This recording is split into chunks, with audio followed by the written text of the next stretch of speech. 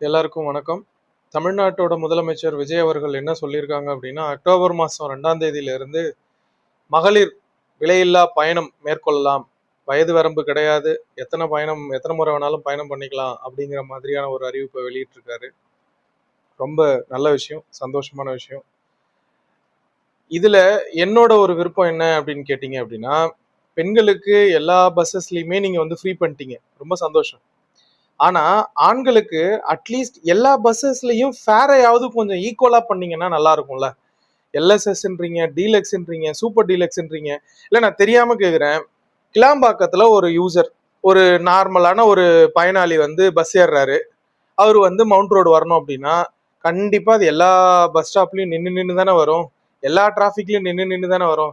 இதுல எங்க இருந்துங்க டீலக்ஸ், சூப்பர் டீலக்ஸ், எல்எஸ்எஸ்லாம் சொல்றீங்க? எதுக்காக இத்தனை பஸ்ஸஸ்? எல்லாமே ஒரே பஸ்ஸா மாத்துங்க. ஒன்னு ஏசி பஸ், இன்னொன்னு நான் ஏசி பஸ். ஏசி பஸ்ஸுக்கு ஒரு ஃபேரு, நான் ஏசி பஸ்ஸுக்கு ஒரு ஃபேருன்னு வச்சிங்க அப்படின்னா எல்லாருமே பயன்பெறுவாங்கல்ல.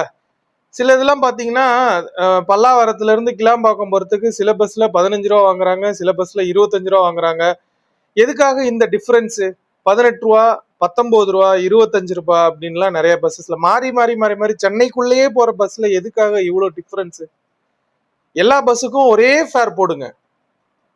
ஏசி பஸ்ஸுக்கு ஒரு ஃபேர் போடுங்க, நான் ஏசிக்கு ஒரு ஃபேர் போடுங்க. ஓகே, நான் சொல்றது ஆண்களுக்கு. எப்படியும் பெண்களுக்கு இலவசம்ட்டீங்க, எந்த பஸ்ல ஏறினாலும் அவங்களுக்கு ஃப்ரீன்ட்டீங்க. ஏசி பஸ்ஸை தவிர்த்து மற்றபடி எல்லா பஸ்ஸஸ்லயுமே அவங்களுக்கு வந்து ஃப்ரீன்ட்டீங்க. ஆண்களுக்கு எல்லா பஸ்ஸஸ்லயுமே ஈக்குவல் ஃபேர் போடுங்க. அட்லீஸ்ட் எங்களுக்கும் அது ஒரு பெனிஃபிட் தானே. நாங்க ஃப்ரீயா கேட்கல. அட்லீஸ்ட் இந்த மாதிரி ஈக்குவல் ஃபேர் போட்டீங்கன்னா எந்த பஸ்ல ஏறினாலும் டீலக்ஸோ, சூப்பர் டீலக்ஸோ, எல்எஸ்எஸ்ஓ, நீங்க என்னென்ன மெத்தட்ல என்னென்ன நேம்ல வச்சிருக்கீங்களோ எந்த பஸ்ல ஏறினாலும் ஒரே ஃபேர்.